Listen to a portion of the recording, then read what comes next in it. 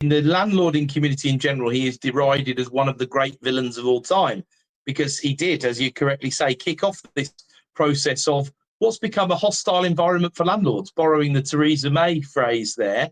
2015 changed the taxation around owning properties in your personal name, pushing the whole market, the very start of the tip, away from the corporate, towards the corporate and away from individual ownership.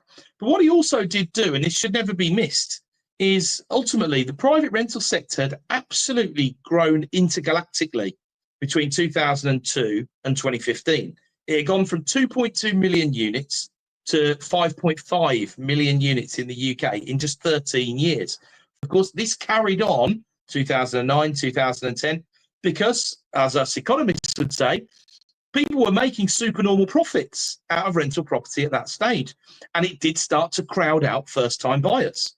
So George, and then the subsequent policies that followed, some of those were regulatory from the Bank of England. This has continued with the change in the Renters' Rights Act that we were talking about. That private rental sector has stayed very flat since then. But that has meant that first-time buyers have had more room to come back into the market. And there has been significant repair to the first-time buyer action. First-time buyers have carried this housing market 2023, 2024, because they're highly motivated. They want to get in. And if landlords are out, is it a terrible thing that first-time buyers are coming in and buying those properties? Of course it's not. But back to George, he actually did quite a bit for first-time buyers and the economy overall, even though the landlord community will never, ever forgive him. And obviously a very capable individual, because of his very illustrious CV that you've just referred to.